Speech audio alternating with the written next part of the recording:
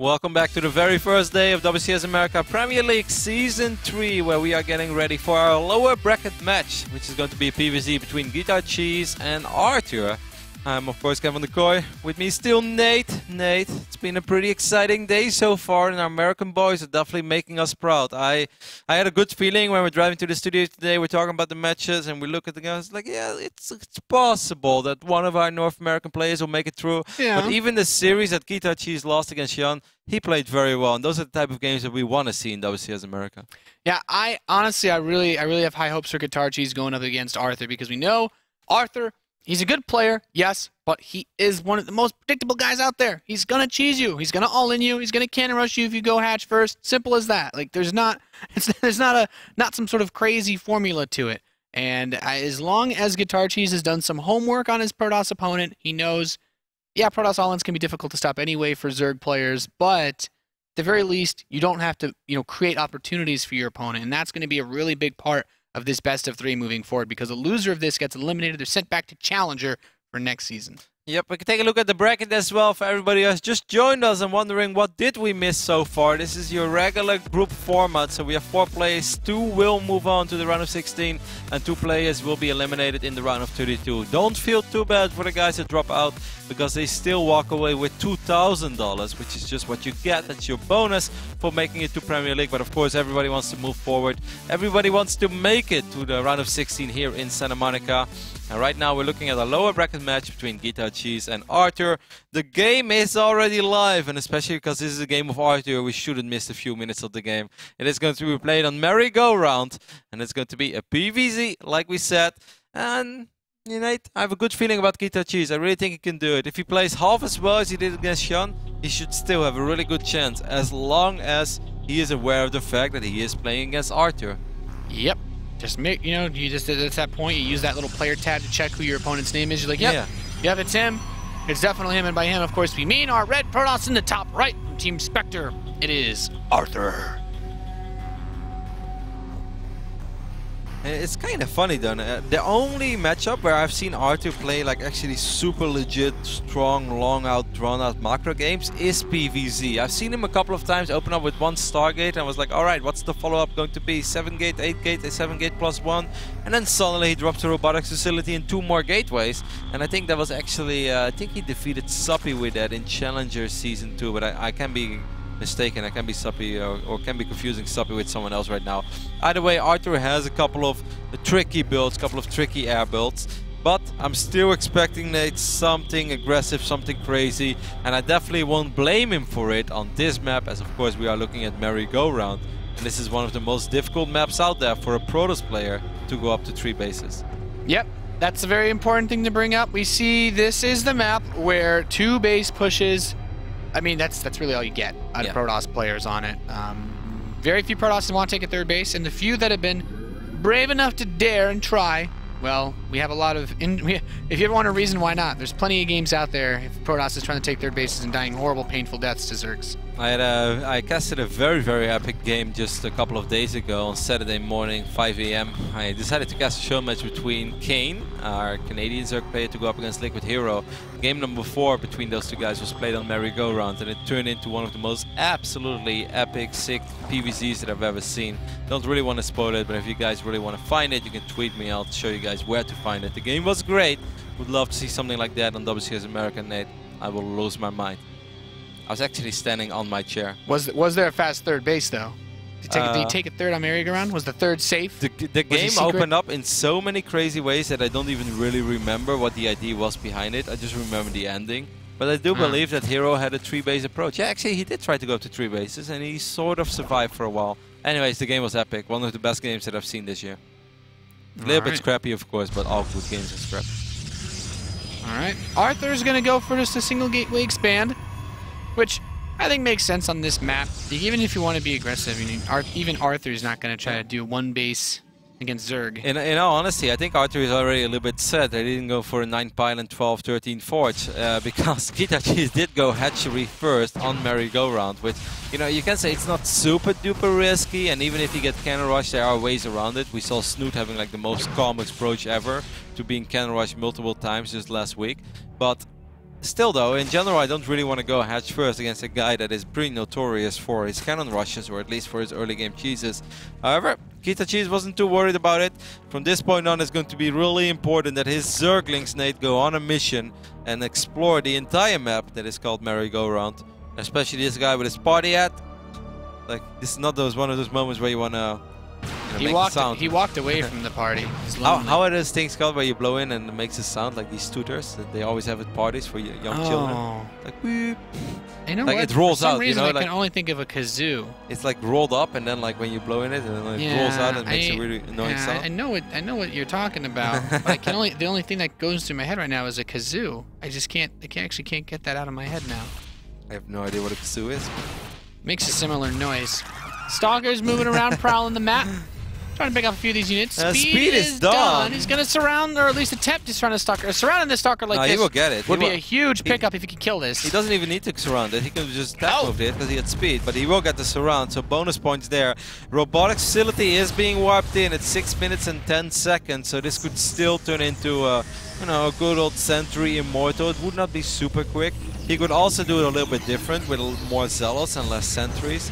But I am expecting a 2-base play over here from Arthur, because this is Merry-Go-Round, and I really, like I said before, I won't fault him for that. Yeah, that too, but like on Merry-Go-Round, the options are limited. And look at where this probe is relative to the third base. The pylon's already going up, and he's right there. How many times have we seen this? I would say almost every PvZ I remember casting in WCS America last season.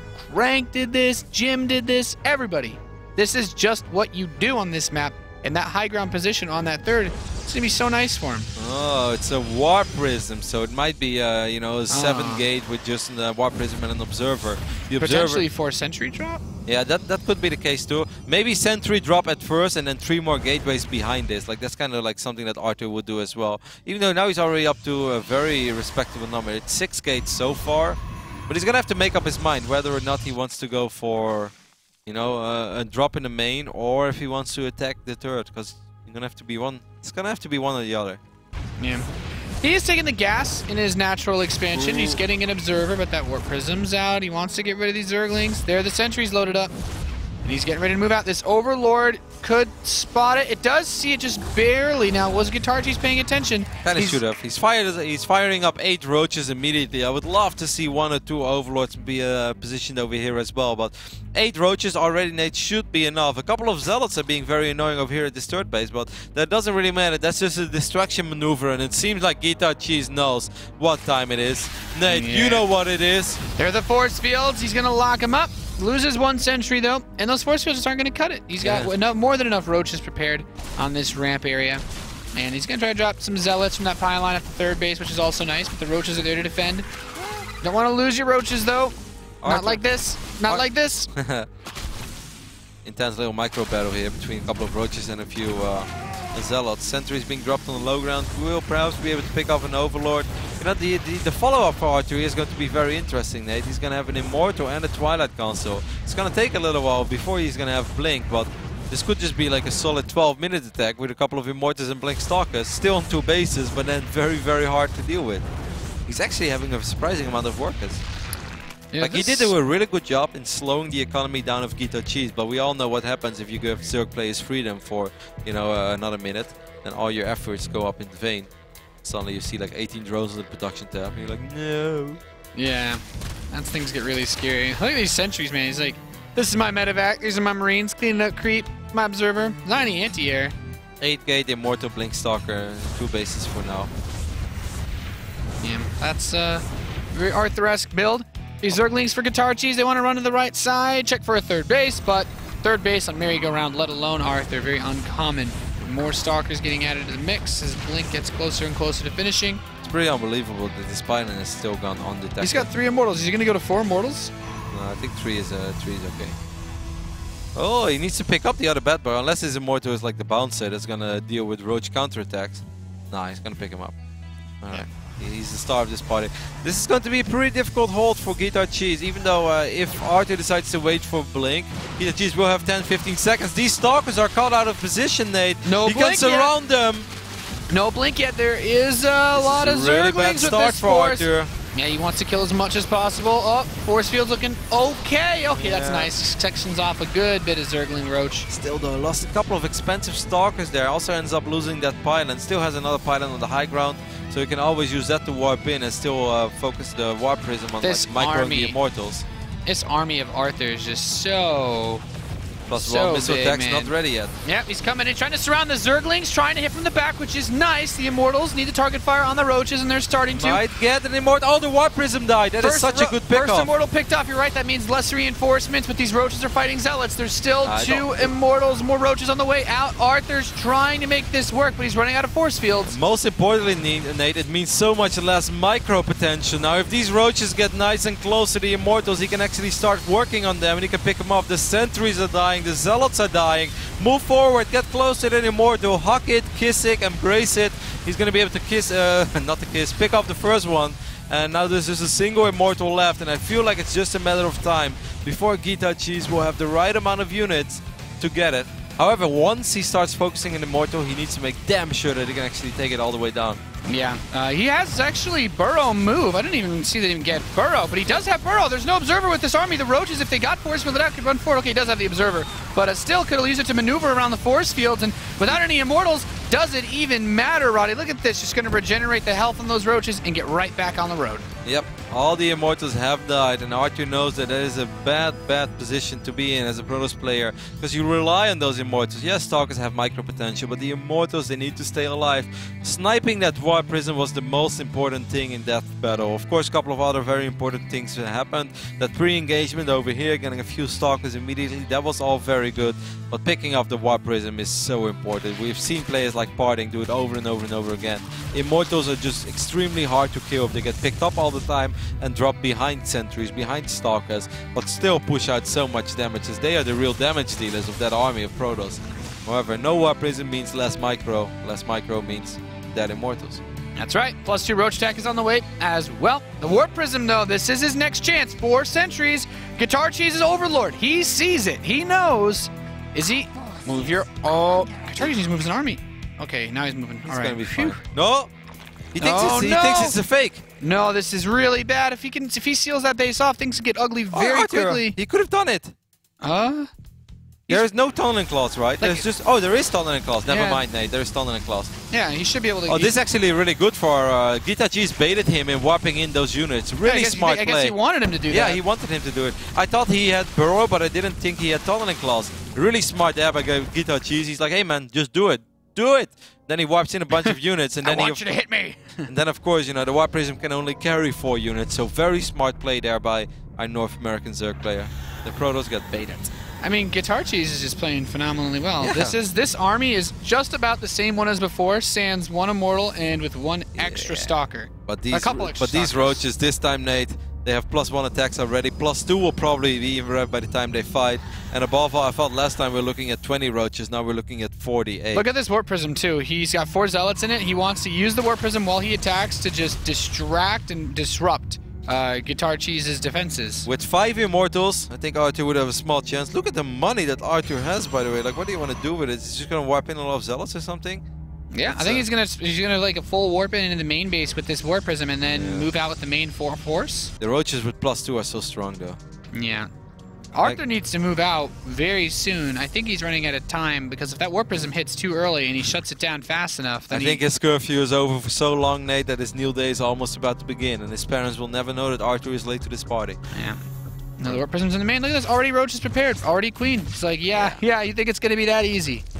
There really isn't a window of opportunity for Arthur, unless Guitarcheese really misplaced this, but these Zealots are going to die almost immediately. These Stalkers have 0 upgrades. You're looking at +2 Roaches with Burrow and Tunneling Claws. He can just burrow everything. I don't like this position at all to fight. Yeah, defensive Tunneling Claws is a lot better decision.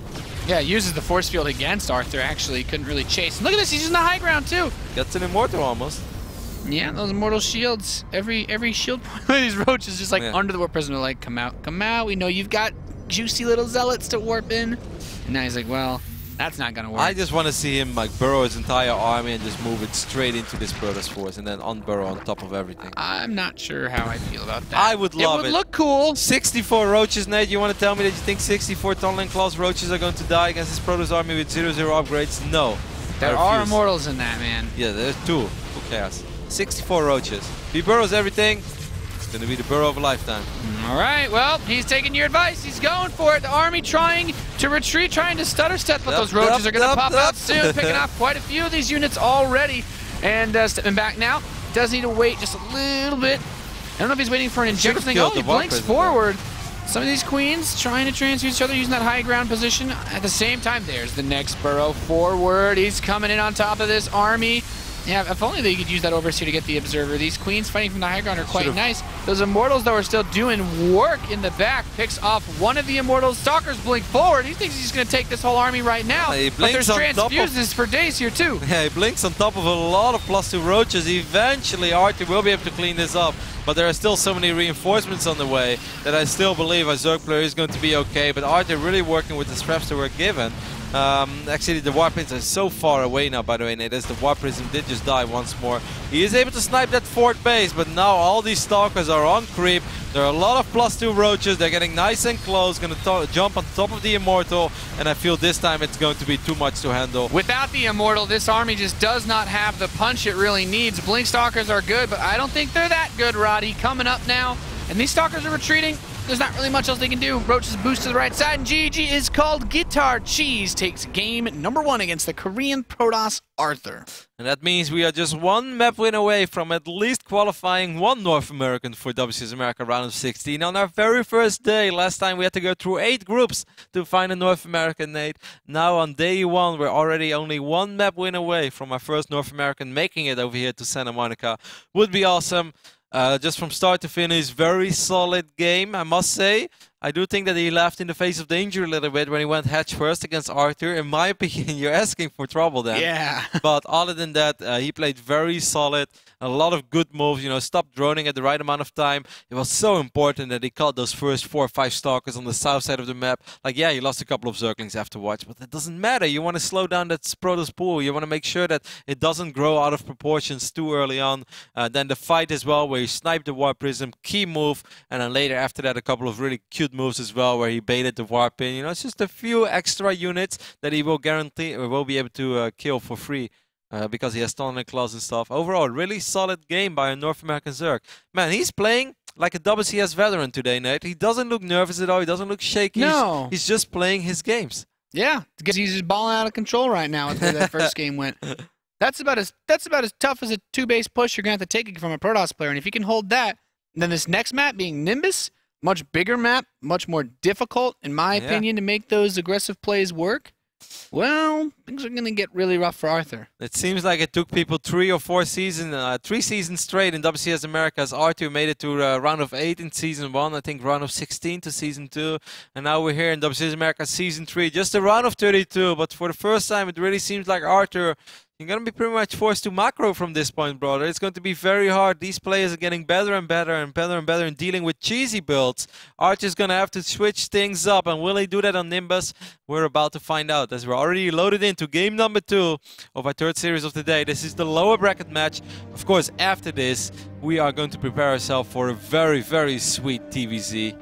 Neep against Jan. Oh man, it's going to be awesome. It's going to be fireworks. And you know what else? Something else that you pointed out very awesome is that if Guitarcheese wins this map, we are guaranteed a North American player in the round of 16. Yeah, I just spoke about that for 90 seconds then. Yeah. Well, I just wanted to reiterate. I'm so excited. Want to emphasize on how important it is. Because this isn't the winner's match. But if Arthur's eliminated, then Hyun can't advance twice. No. And he's good enough to, but it's not in the rules. It's still possible that we're gonna have 2 North Americans. Well, let's make a friendly bet, Nate. What will you do? Will you shave off all your hair if 2 North Americans advance from WCS America? If Guitarcheese and Neeb advance from this group, I would shave my head. That is all right. I'll do it. I believe in Neeb. I like Guitarcheese, but I just don't think that Guitarcheese could win the rematch against Hyun. Well, he was pretty good in the first series of the day. All right, so you guys heard it. If both North Americans advance, both Nate and me will be bald tomorrow, because of course I wouldn't do you long. People in the production room are joining in as well, apparently. Well, you guys won't see that, but we'll post the pictures on Twitter. Anyways, we're not there just yet, and of course we have nothing against Jan, nothing against Arthur, but it would definitely be awesome to have some North American success in WCS America, in our own region. Either way, said Arthur is of course our red Protoss player, spawning on the right bottom side of Nimbus. currently trailing 0-1 against the guy who's making his WCS America Premier League debut, but he's playing like a veteran. I'm super impressed with this guy. I don't feel like I've really emphasized enough on how well I think he's playing. He's not looking shaky, Nate. He's not looking nervous. He doesn't make any crazy decisions. He is just playing like you expect him to play in a practice session when nobody is watching. But to do it on this stage, I find that very impressive. Yeah, I mean, considering that this is the first time he's really getting a chance to put himself up here for WCS America, this is a very big opportunity, and it's certainly one that, you know, with it carries a lot of pressure. And this Overlord is going to confirm this is a Nexus first. And now we know, of course, it's a Nexus first and a Gateway. So he's like, okay, double hatch before pool. I have nothing to worry about. Yeah, man. He still doesn't... Double hatch before pool against Arthur. I know. Even on like... this, if these guys were playing on Novice Altazim Stronghold with rocks blocking the exit to every base, I still wouldn't want to go double hatch or pool against Arthur. No, Guitarcheese is literally just like grabbing the notebook of Death Note and writing his own name in it right now. Like, that's how fearless he is. But he's actually going to be able to get away with it. He's immune to it all, as Arthur did go Nexus first. Of course, like you already mentioned, Nate, Nimbus is a very big map.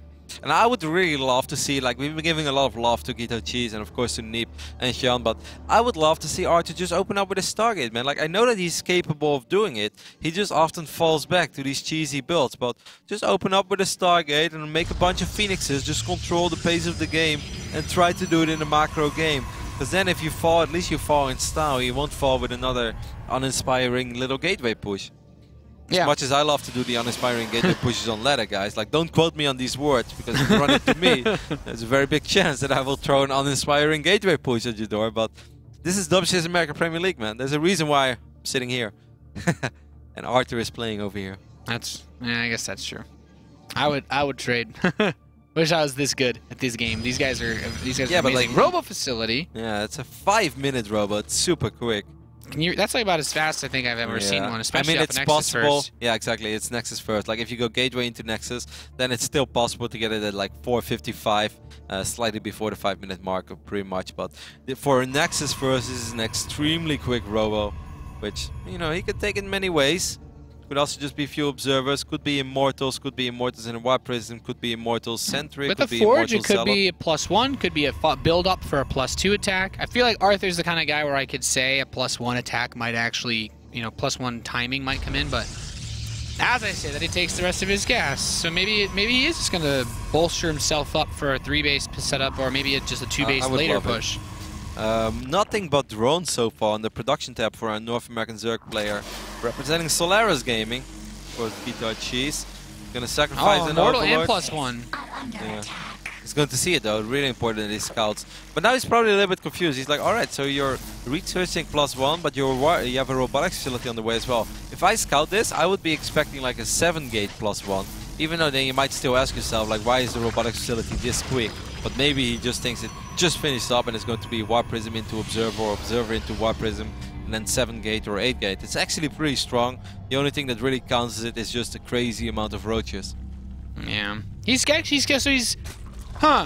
lair for Guitarcheese, no roach warren. Okay, now it's starting. I was about to say he needs to build it soon. But 20 speedling, 20 Zergs on the way, you got speeds on the way. Okay, speed will be done in time for the attack. How do you hold this? It all comes down to engagement, Nate. There's not really like a magic word here and there. In the end of the day, this is still just a very quick Immortal Sentry all in. And like, how do you hold an Immortal Sentry all in? Well, you muster out a crazy amount of units and you try to catch a break, maybe jump on top of a couple of sentries. With all these Zerglings that Guitarcheese is already making, Nate, I feel like he's setting up a potential fantastic trap, because of course Immortal Sentry all-ins often rely on the Warp Prisms. You want to make your way across the map and then suddenly you want to like make your army a lot bigger with like 8 Gateway Warp in. However, this is really important for Arthur. Arthur is going to spot all these Zerglings. So now Arthur will think twice about marching across the map with just 4 sentries and 2 Immortals. He's going to wait a full Warp-in cycle, and then it might actually backfire for Guitarcheese that he made this many Zerglings. But he could potentially perhaps counterattack. He can still try to slow down in so many ways. And the roach count is already going up. Like, he stopped at like 49 drones. It's very, very low eco, but it is still, you can produce crazy amount of roaches and zerglings, so 49 drones. Yeah, even though it's just 49, he has his drones split very well between his bases, so the income is still, you know, a nice little bit higher than his opponent. You say, okay, they have the same income, but no. Same worker count at least, but no, not the same income. Was a full wall off? Yeah, I guess. That's really awkward. I didn't even know that. No, I didn't even notice either. There was a full wall. Today we learned. All right, well, he's moving out. That's a lot of sentries, though. I guess that the Zerglings, like, there's so few zealots in this army that if the Zerglings get on top of this army, he might actually just, like, he might kill it already. I think the way that Guitarcheese is going to have to try to win this game is with a 360-degree angle surround and just like try to get the best possible engagement that way. Right now, 96 against 49. That might actually be an okay moment to fight. He just needs to start thinning out these sentry numbers or maybe get another Warp Prism kill, but you know, you're not going to get that one that easily again. A lot of Zealots being added in the mix now as well. This looks like a very strong push for Arthur. I like the engagement so far for Guitarcheese. Some of the Zerglings get in from behind, though, because Guitarcheese is able to actually fight against some of these forces, but the Immortals remain untouched in the back, wailing away on these roaches, and the force fields are going to continue to pinch individual little clumps of these roaches back. And suddenly, Arthur, I mean, this is looking like it's doing everything that he wanted and more. Yep. He still has all 3 Immortals alive, Nate, like you said. One of them took a little bit of pain damage. One of them might fall. Okay, that's 1 Immortal. 2 more to go. Guitarcheese can pick off 1 more Immortal, then he might be able to buy enough time to get more and more reinforcements out. But let's not forget, Arthur is on 8 gateways with +1. He too has plenty of reinforcements. The Warp Prism is still alive. And above all, he still has 2 Immortals in the mix. I love that Guitarcheese is forcing the fight here, because everywhere else is just much more force fieldable down there. This is about as open of a venue he'll be able to get for this battle. And now, more force fields coming in. The Immortals still just very safely tucked in behind. Now he's going to try to move this army away. He's able to evacuate most of those roaches. Yeah, but the supply is getting so close now, and we know Protoss supply in these situations is worth a lot more than Zerg. 16 sentries currently. 16. That's disgusting. How are you going to run out of force fields when you have 16 sentries? He's been force fielding a lot, but if you still have 16 of them, I think you can force field for days. Time Warp could go down as well. That is not the choke point you want to run into. Time Warp.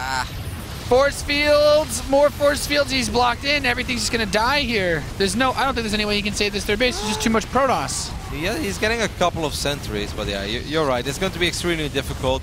But all he needs, Nate, is one time to somehow get close to the Immortals. And I don't know how you're supposed to get close to them when there are like 16 sentries in the army. There's no burrow over here either, so all of these roaches are going to die. And even if there was burrow, there's an observer in the mix.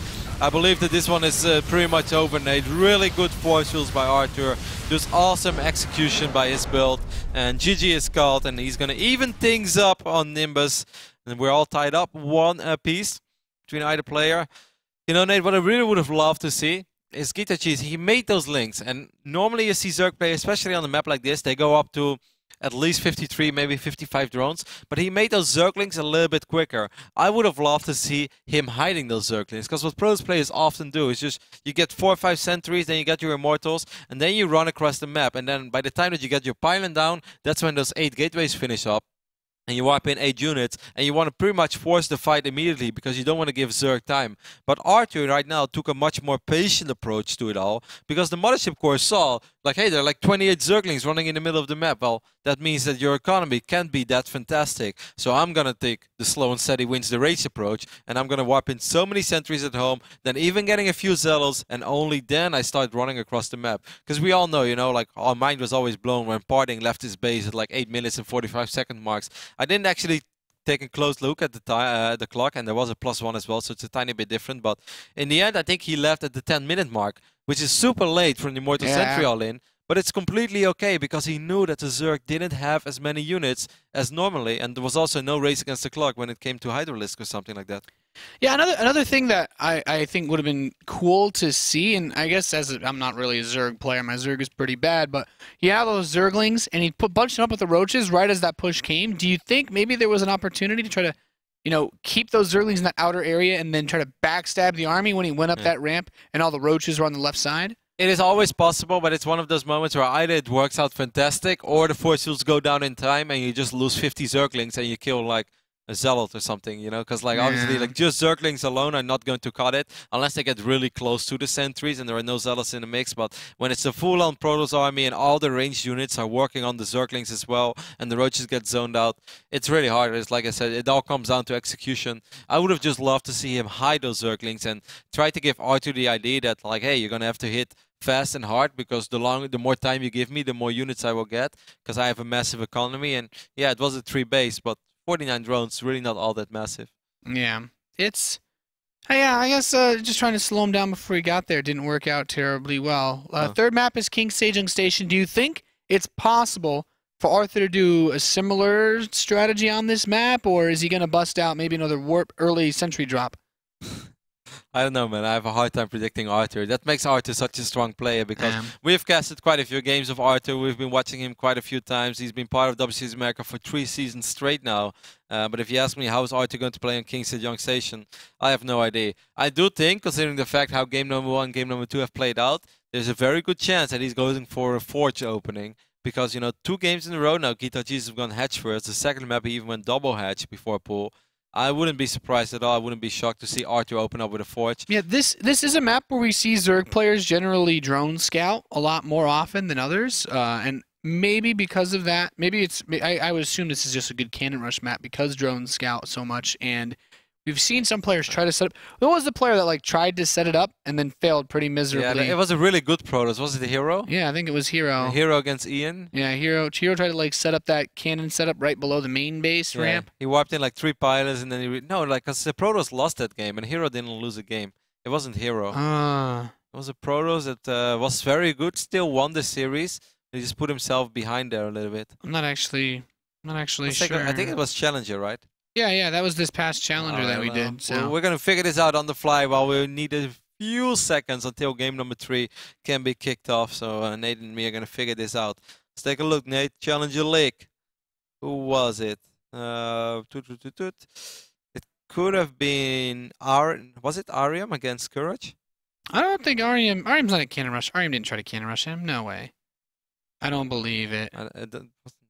No, maybe it was Huck against Fog. This may have been the one game you lost to him. Yeah. I'm not sure. Yeah, that's possible. It was a really funny game, though. Yeah, Fog won on King Sejong Station, so that makes a lot of sense. Yeah. Because that was a bad start for the Protoss, so it could have been Huck. Huck warping in. If it was Huck, I felt like I would have remembered. I felt like I would have found it extra funny if it was Huck. I'm sorry, Chris. Yeah, I'm not sure. Either way, we're almost ready to kick things off in game number 3 on King Sejong Station between Guitarcheese and Sad Arthur. Of course, the winner of this series will move on to play against the loser of Hyun against Neep, which is going to be our next series. It's going to be a TVZ, the new mines, Nate. I've seen a couple of big things blown up already. Pretty good. The new old mine. The new old mine. You know, basically it was they had the Widow mines. They were pretty good. A lot of people didn't like them, but players were starting to learn how to get around them. But they basically just had like a munition shortage, right? They couldn't put as much gunpowder into the mine missiles, so they got weak for a little while. But now they're back to full strength. Production's good again. But with that being said, it seems our match is ready. We're ready to kick this off. Yeah, that's correct. Players are ready. I'm just going to make double check just in case one of them is browsing Reddit or Team Liquid right now, and then they come back and suddenly there are 6 cannons in your base. Well, you haven't mined yet. Like, that would be terrible. I don't want to be that guy, so I had to confirm once more. But the players are ready. We are ready. Of course, hopefully you guys are enjoying the show so far. WCS America, hashtag WCS on Twitter. Let us know what you think about the game so far. Let us know who you're cheering for. Let us, of course, know who you picked in your ESL fantasy team. And if that player is winning the group so far, who did you pick for today's group? Today's group? Yeah. I think I picked 4 players. Because I thought I wasn't sure that it changed. I didn't actually know that it was pick a player for each group. I failed. I lost my passion. Let's just jump. Let's just go ahead and jump in the game. That's what you get, Nate, when you play all that Passion Stone on League of Passion. You're the one on League of Passion, not me. In the bottom right position, it's all tied up. We've got a red Protoss player representing Team Spectre. He is Arthur. We can compare our amount of games played. I don't know if I want to do that. Of course, over here on the left top side of the map, we have a very talented North American Zerg player representing Solaris Gaming. It is Guitarcheese. He's played very well so far, played an excellent series against Hyun. You know, really, Nate, I'm pretty competitive myself, and I do always want to win. But if I lose a game where I still play, I played very well, but I just lost against very good play, I'm kind of okay with it. You know, maybe it's because I'm getting older, and I just feel like, man, I feel like I played well. In the end, my opponent was just a tiny bit better. If I would have been Guitarcheese, that's how I would have felt against my series. About my series against Jan, because I really think he can be proud of that series, even though... Yeah, if I could play against someone like 4GG and barely lose, I would be really happy. Yeah, exactly. If I barely lost, I'd be like, man, that was a great game. That was a great game. He's not drone scouting, by the way. I'm really... Okay, he opens pool, though. Oh, the mind games. I really like this by Guitarcheese as well. He's returning the favor. He's like, yeah, now, I went hatch before pool 2 games in a row. Now, the next question is Arthur the kind of guy to try to cannon rush him anyway? I don't think he is, but I do think he's going to be a little bit annoyed by the fact that there is no hatchery. He's like, come on, man. 2 out of 3 times you did it. The one game where I open up with a forge. This is how so many Protoss players feel, by the way. Even Le Tot feels like this. He's like, eh. Every single time I open up with a forge, they have a spawning pool. And if I don't open up with spawning pool or with a forge, then they have like 3 hatcheries. Yeah. That's frustrating. The struggle of being Le Tot. that's them Protoss struggles right there. So hatchery gets sided up. No pylon block. So it's just going to be straight into a Nexus for Arthur. He's... Oh? What? What? Oh, he's scared. He's got to no. He's scared. He built his cannon first. What? That's so unusual. Nobody does that. Maybe he... Yeah, I guess he probably doesn't ever play against Guitarcheese, so he's like, how fast was that pool? Whenever I think the pool is like a 15, it always ends up being like 13 when I play PvZ, and then I'm like, I don't need to build my cannon, and then it dies. This is still weird, and I normally don't see this, because what most people do, even in this scenario, is go Nexus, then Gateway, and then Cannon. And then, you know, worst comes to worst, if there are a bunch of Zerglings making their way across the map, you just warp in and pylon temporarily, you can cancel it at 24 out of 25 seconds, and you'll be more than fine. By then your cannon is up. So he just delayed his own gateway for absolutely no reason. It's one of those small things, but yeah, I do not think that was necessary. I'm a little bit confused by it. Yeah. Guitarcheese is just going to take his third base now. It's not like, I mean, he's probably not entirely aware of how weird that decision was, or if he even knows it happened. But, Zergling's going to chase this probe back, of course. As a Zerg player, you don't want pesky probes out on the map, because then they build pylons. Pylons lead to bad things. Yep, and you especially don't want it against Arthur. Arthur is the king of crouching probes, hidden pylons. That's true. No extractors yet for our American Zerg. Of course, that kind of makes sense because he did scout the Nexus. He's like, it's a Nexus first, which means that your gateway, your warp kick technology is going to be a little bit later. I would still love to see him get it a little bit sooner than he normally will. Just for the sole reason, once more, every now and then, it's much better to just prepare for the opponent, much rather than for the matchup. Like, it would be, you know, as amazing as a practice partner I could imagine that Puck is in this matchup. If you're going up against Arthur, playing all kinds of epic macro PvZs against Puck. But Puck is Guitarcheese's practice partner? No. But like, if that would have been the case, I was just curious. It wouldn't help that much, and that's not because Puck is not good enough. I would even say the opposite is true. I think Puck is PvZ. It's probably better than the one of Arthur. It's just, once again, you have to prepare it's just for such the a opponent. different type of player. You're not even playing the same matchup at that point. No, you're really not. It's just a whole different ballgame. So we're going to keep a close eye on Arthur's base. It could be another robotics facility, but it would be a very risky one. He is getting +1 once again, though it's pretty quick. His one Zealot is marching across the map. He's going to put it on hold position for a good little... It's like he's not really accomplishing much, but he's saying a lot by being there. He's like that activist. He's one of those activists like about like really random unimportant things. He's like, I'm here, you can't kill me. He's like, well, you're not doing anything over there. What are you gonna do, Jamie? He's like, no, we really don't mind you standing there. No, I mean, if you don't kill my drones, dude, you can chill there all game. This Overlord will get sniped. It's a little bit unfortunate for Guitarcheese that he didn't really see anything. That's just because there's still nothing to see. Is he gonna send out a drone and go up to 3 bases? What is Arthur gonna do? He's researching +1. Alright, well, why do I even ask myself these questions, Nate? And this guy, yeah, a lot is on the live right now, bro. Yeah, party hat, man. You might want to put that hat off, because it would be really unfortunate if the probe would get unscouted, but then like this little blue top, it's like pass out. It's like, hey, what's hiding behind Oorstedok the Calf over there? It's a party hat. It's a probe.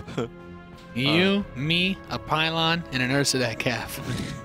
That's a party. Alright, where's this happy Zergling going to be? Come on, this is like such an obvious spot as well, Guitarcheese.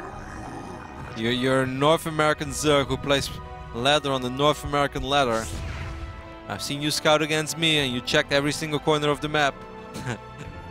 At least that's what it felt like. Arthur is gonna sell a story, but I'm not buying it, Nate. I'm not buying it at all. This Zealot, he's backed up into a wall. He's gonna kill all these Zerglings. Really good. Yeah, that pylon isn't even placed where you normally would for a third base like this anyway. Okay, so we have 38 Zerglings with +1 armor on the way, but please tell me we do... There is a Roach one. We have a Roach speed one. Starts up. Why? He's firing up 50 Zerglings with +1 armor, but these Protoss units will have +1 attack as well. Arthur is gonna march across the map now. It's a 9-minute departure why time. is Guitarcheese... Yeah, he thinks he's gonna go up to 3 bases, but he shouldn't have. He's gonna check. Uh-oh, he's like, let me just double check. This is Art. No! No! Look, it's cute. It's cute. He's got Lings queued to go around. It's only 3 though. Yeah. Oh, but he could. I'm not sure if he can fight this in the middle of the map, Nate. It's so many sentries. Yeah, this is really tricky. He might have so many sentries. Hitting from 2 sides is nice. Oh, he actually gets past the force fields. Sentries getting hit from the back. These Zerglings are able to get contact with these gateway units. 2 of these sentries getting very low, but he doesn't actually kill anything. Just burns a lot of force fields. Yeah, burn a lot of force fields. And that's good though, because he's buying time for the roaches. He needs to get so many roaches. Roach speed is on the way, but I would love to see Burrow, Nate. Of course, Guitarcheese doesn't know what we know. We know that there is no observer on the map. There is no form of detection on the map. So Burrow could be a game-saving upgrade. Queens are very useful against this attack as well. Spinecrawler is going to help out a lot. There we go. He does fire up Burrow. It's going to take 100 seconds. Will he be able to survive long enough? The supply is close, which normally is a bad sign, but there are no Immortals in this mix, so it isn't as bad as it perhaps looks like. Yeah, this is a very tight choke point to try to engage this whole army through, so he's just going to force field behind the spines, kill off the spine crawlers, and then just go for it. Now, I feel like Guitarcheese, really, this is a situation where splitting your army up might help you more than fighting. Like, there's just such a small choke. You're really letting force fields do the brunt of that work. I don't like this fight so far for Arthur, Nate. It's deceiving. It looks like it's doing good, but actually he's trading away a lot of Zealots. He's not really killing a whole lot. He's losing a few sentries in the mix, and above all, Roaches are better than Stalkers without Blink and sentries, especially when they have Burrow, especially when they have Creep. I think that this is going phenomenal so far for Guitarcheese, and I think Arthur is feeling the same way. Of course, he doesn't like the word phenomenal, but he's going to warp in the robotics facility. He's going to back off for now. Our American Zerg has successfully hauled, at least for now. Alright. I'll take your word for it. I'm impressed. I mean, that's one of those fights that just looks like it's going to go bad, man. Yeah, but like there's just the Protoss army without Immortals. It just takes forever before you kill a few Roaches. And yeah, it looks like you're doing good because the Roaches can't really connect with your army. But the units of you that are shooting are actually not really killing anything, and you know, by the time it takes to you burn all your force fields and you zone out a couple of Roaches, you maybe get a Spine, a Queen, and a handful of units. By then there are like 24 Zerglings on the production tab again, 3 more Queens, Burrow is finishing up, time is working against you. That push is just too slow and not powerful enough, and now I know North American Zerg is in a really good position. Alright, he's getting a Hydralisk down. I love Hydralisks. They're so good versus gateway units and Immortals. Those are the cornerstones of pretty much all of Arthur's builds. So, Changeling is in the main base. No third base has been built. That Zergling runs in, doesn't see a third nexus. There's just an army there. And I have to imagine, he's going straight for a War Prism. He's not even going to get an Immortal. There are 9 Queens in the mix. These 9 Queens are going to go on the Epic Hit Squad to snipe the War Prism midair. This is actually going to be awesome. If I look forward to the Queen flank, Nate. I want to see this become the Queen flank? Yes. Is that a thing now? No, we've never mentioned it before. So this is just one of these casted things that I've always wanted to say. And the Queens are flanking from the left side. They will snipe the War Prism. I want to see it happen. I want it now. Now you've put this image in my mind. Yeah, you want to see it, don't you? Yeah, imagine like Matrix style, Queens like diving through and picking off 9 of them, of course, at the same time, killing that War Prism. If all 9 of them shoot at once, the War Prism probably lose half his health. Yeah, man. Queens do like, I think like 9 or 7 damage per hit to air units. And they shoot twice? And no, they shoot once, just like one bigger damage. Okay. Well, here we go again once more, but there are Hydralisk in the mix. There is an Observer this time though, so Burrow is not the game saver that it was before. But with all these Queens, and especially with these Hydralisk, and of course the reinforcements as well. And look at the army supply, 149 against 115. Upgrades are +1 Carapace and 1-1 for Arthur, so he did squeeze in a +1 armor. I did not see that. Yeah. However, the army of the Guitarcheese is supposed to be so much better. The Roaches are are coming. He tunnels through. There's still all the Hydralisks, all the Zerglings, and the Queens are not allowed to get through just yet. But as he pushes this gateway force further and further back, the force fields dissipate, and those Hydralisks get ever closer. The Queens are here. The Queens snipe that, no-scope that Warp Prism, and he's coming in. It's just Stalkers with no reinforcements. Guitarcheese, he's still holding on. There's still no blink, and even if he tried to fight now that most of the roaches are gone, he still has to deal with a wall of Hydralisks. And let's not forget that the force fields are thinning out. We don't have all that many anymore. Sentry energy is dwindling. He does have maybe like enough energy for a Guardian Shield and one set of force fields, but that is about it. Guitarcheese is still going to have to be very careful about how he wants to engage this, because he's been making a lot of Zerglings, and you don't just want to waste those Zerglings on the Zealots. The Zealots are in the back of the army now. That's really awkward. Yeah, important to note, of course, because they're the +1 carapace. Oh my god, those Zerglings are going to die hard against this. Guitarcheese is just firing up +1 missile attacks. I'm not sure if that's what you want to spend your money on now, brother. He has 23 Hydralisk. Yeah, this is... I would love to see a few more roaches, to be honest, just to soak up the damage. Force fields are going down. Those are pretty much the only force fields that he has, Nate. And he's hitting that army. That hit from the top side. Guitarcheese just has so much. And when these Hydras are allowed to fight gateway units die. Queens throwing more transfuses onto this army. Regular reinforcements coming in. That one pylon on the right side, which is nice, but once the rest of these force fields on the left are gone, and then all of Guitarcheese's army can engage at once, the Hydras, man. Getting so close, but I believe that the Hydras and the Lynx will do enough damage now. GG is called, and our American Zerg player, Guitarcheese, representing Solaris Gaming, is going to advance to the Decisive match, which is going to be played at last today. And that means, guys, that in the very first day of WCS America Premier League Season 3, we are guaranteed to have at least one North American make it to the round of 16, and that's pretty super duper awesome. I am incredibly impressed by Guitarcheese's play. Yeah. I looked at this group, I'm like, okay, Hyun, easily the best player here. Arthur is a bit of a wild card with his cheesy builds. Neeb is the player I like. If an American got out of this group, I would have picked Neeb, and I still want to go with Neeb, but Guitarcheese, he played so solid. He didn't look like you were watching an American player. When you think about when you think about the stereotypical, it's like, oh, okay, well, all American players aren't as good as some of these Koreans, but Guitarcheese just played a phenomenally solid, straight up game. That almost could have been like I was watching any other Korean Zerg playing at that point. So many of his responses in game as well were just phenomenal. He adapted very well to the fact that he was indeed playing against the crazy Protoss. I felt that he picked up on it very quickly, that Arthur was indeed not going to go up to 3 bases. Had a couple of Zerglings at top. He saw that pylon a little too late, but he still burned so many force fields in the middle of the map. And above all, he dropped the spine crawlers immediately. He got the roaches. He got Burrow right when I thought this would be a great moment to get Burrow. He saw it's like, hey, there's no Warp Prism, there's no Observer. I should fire up Burrow as well. And it still wasn't easy, because just one really bad engagement, and this can absolutely backfire, and Arthur can still win a game that Protoss is not supposed to win anymore. But, well, both our North Americans playing extremely well today. So Nate's hair is still on the line. This is getting real interesting, guys. We're going to head to a very small break. Let us know who you think is going to win in our next series. Is it going to be Sean, or is it going to be Neep? Now, Neep has played some phenomenal TVZ in the past, but now he's going up against perhaps the biggest opponent yet that he has faced, the Season 1 champion. That series is coming your way right after this very small commercial break.